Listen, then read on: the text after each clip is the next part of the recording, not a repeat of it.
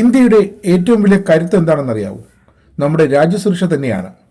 അത് ഉറപ്പാക്കുന്ന നടപടികളാണ് കേന്ദ്ര സർക്കാരിന്റെ ഭാഗത്തു നിന്നും വർഷങ്ങളായി നാം കണ്ടുകൊണ്ടിരിക്കുന്നത്.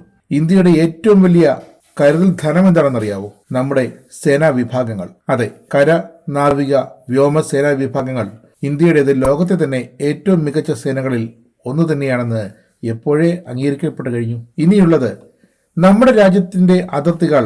ഈ 3 സേനാ വിഭാഗങ്ങൾ, അത് കരയിലായാലും ആകാശത്തായാലും കടലിലായാലും, ഈ 3 വിഭാഗങ്ങൾ കാത്ത് സംരക്ഷിക്കുന്നത് കൊണ്ടാണ് നാം ഭീതിയില്ലാതെ രാത്രി കിടന്ന് ഉറങ്ങുന്നത്. അതിനുള്ള ക്രെഡിറ്റ് അതിർത്തിയിൽ കാവൽ നിൽക്കുന്ന സേനാംഗങ്ങൾക്ക് തന്നെയാണ്. ഇന്ത്യൻ സൈന്യത്തിന്റെ സുരക്ഷയ്ക്കും അവരുടെ ചിലവുകൾക്കുമായി ഇന്ത്യ ചില്ലറയൊന്നുമല്ല ചിലവാക്കുന്നതും. കാരണം സേനാ വിഭാഗങ്ങൾക്ക് വേണ്ടി ചിലവാക്കുന്നതിൽ ഇന്ത്യക്ക് കാര്യമുണ്ട്.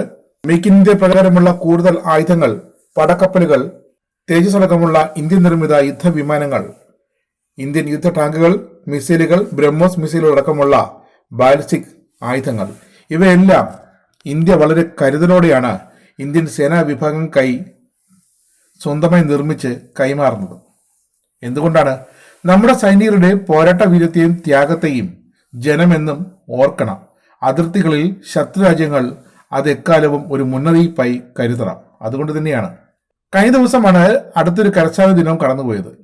രാജ്യത്തിനു വേണ്ടി ജീവൻ ബലിയർപ്പിച്ച വീരസൈനികരെ അനുസ്മരിക്കുന്ന കരസേനാ ദിനമായിരുന്നു കഴിഞ്ഞുപോയത്. സ്വതന്ത്ര ഇന്ത്യയുടെ ആദ്യത്തെ സൈനിക തലവനായ ജനറൽ KM കരിയപ്പ സ്ഥാനമേറ്റതിന്റെ ഓർമ്മയ്ക്കാണ് ജനുവരി 15 കരസേനാ ദിനമായി ആചരിച്ചത്. പക്ഷേ ഇന്ത്യൻ സേനയ്ക്ക്, ഇന്ത്യൻ സൈന്യത്തിന് എന്നും കരസേനാ ദിനം തന്നെയാണ്. കാരണം എല്ലാ ദിവസവും അവർ അതിർത്തികളിലും രാജ്യത്തിന്റെ തന്ത്രപ്രധാനമായ പ്രദേശങ്ങളിലുമൊക്കെ ജാഗരൂകരാണ്. ലോകത്തെ 4ാമത്തെ വലിയ സൈന്യമാണ് ഇന്ത്യൻ സൈന്യം. അതിനു മുമ്പുള്ളത് അമേരിക്ക, റഷ്യ, ചൈന എന്നീ രാജ്യങ്ങൾ മാത്രം. 1776 കൊൽക്കത്തയിൽ ബ്രിട്ടീഷ് സർക്കാരിന്റെ ഈസ്റ്റ് ഇന്ത്യ കമ്പനിക്ക് കീഴിലാണ് ഇന്ത്യൻ സൈന്യം ആദ്യമായി രൂപം കൊണ്ടത്. ഇപ്പോഴോ 20,000 അടി ഉയരത്തിലുള്ള ലോകത്തിലെ ഏറ്റവും ഉയരം കൂടിയ യുദ്ധഭൂമിയായ സിയാച്ചിൻ, അതിന്റെ നിയന്ത്രണം ഇന്ത്യൻ സൈന്യത്തിനാണ്. ഇന്ത്യയുടെ മറ്റൊരു അഭിമാനമാണ് ഈ സിയാച്ചിൻ ഹിമാനി.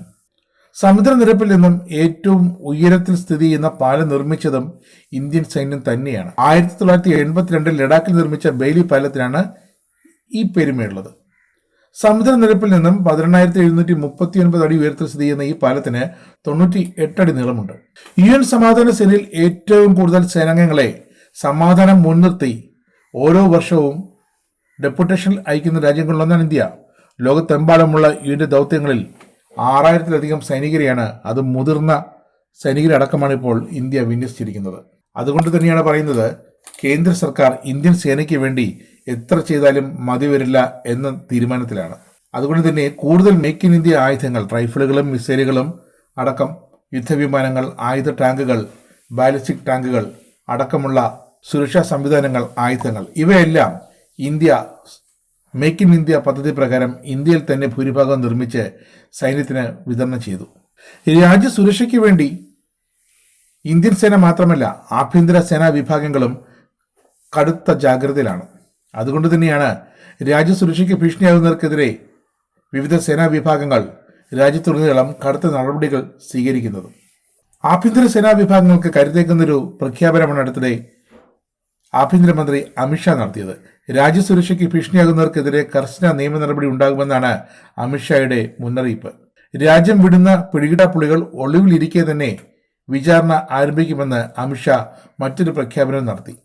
രാജ്യസുരക്ഷയുമായി ബന്ധപ്പെട്ട കേസുകളിൽ ഏറെക്കാലമായി ഒളിവിൽ കഴിയുന്ന പ്രതികൾക്കെതിരെ വിചാരണ ആരംഭിക്കണമെന്നും ഈ കുറ്റവാളികൾക്കെതിരെ നടപടിയെടുക്കാൻ ഇന്ത്യൻ നിയമവ്യവസ്ഥയിൽ പുതിയ ഭേദഗതികൾ കൊണ്ടുവന്നിട്ടുണ്ടെന്നും അമിത്ഷാ വിവിധ സംസ്ഥാന സർക്കാരുകളെയും അറിയിച്ചിട്ടുണ്ട്. ഭീകരവാദം, ക്രിമിനൽ കുറ്റകൃത്യങ്ങൾ എന്നിവയുമായി ബന്ധപ്പെട്ട് FIR രജിസ്റ്റർ ചെയ്തതിനു മുമ്പ് ആ വകുപ്പുകൾ ഈ കേസിന് യോഗ്യമാണോ എന്ന് മുതിർന്ന പോലീസ് ഉദ്യോഗസ്ഥർ വിലയിരുത്തണമെന്ന നിർദ്ദേശവും അമിത്ഷാ നൽകിയിട്ടുണ്ട്. Crime and criminal tracking network system ഉപയോഗിച്ച് 2 സംസ്ഥാനങ്ങൾ പരസ്പരം FIR കൈമാറുന്നതിനുള്ള സംവിധാനവും ഉടൻ വരും. കാലം മാറിക്കഴിഞ്ഞു. ഇനി വീഡിയോ കോൺഫറൻസിലൂടെ ആശുപത്രികളിൽ നിന്നും ജയിലുകളിൽ നിന്നും പ്രതികളുടെ മൊഴി രേഖപ്പെടുത്തുന്ന സംവിധാനവും കേന്ദ്ര സർക്കാർ കൊണ്ടുവരികയാണ്. ഇതൊക്കെ ഒന്നുകൂടി ഓർമ്മിപ്പിക്കാൻ കാരണം, രാജ്യസുരക്ഷയ്ക്ക് രാജ്യത്തിന്റെ 3 സേനാ വിഭാഗങ്ങളും ആഭ്യന്തര അർദ്ധ സൈനിക വിഭാഗങ്ങളും ഒക്കെ മുമ്പെങ്ങുമില്ലാത്ത വിധം ജാഗരൂകരാണ് എന്നത് തന്നെയാണ്. കേന്ദ്ര സർക്കാരിന്റെ ഉപാധികളും പരിധിയുമില്ലാത്ത പിന്തുണ കൂടിയാകുമ്പോൾ രാജ്യത്തിൻ്റെ സുരക്ഷ നമ്മുടെ സേനാ വിഭാഗങ്ങളുടെ കയ്യിൽ ഭദ്രം തന്നെയാണ്.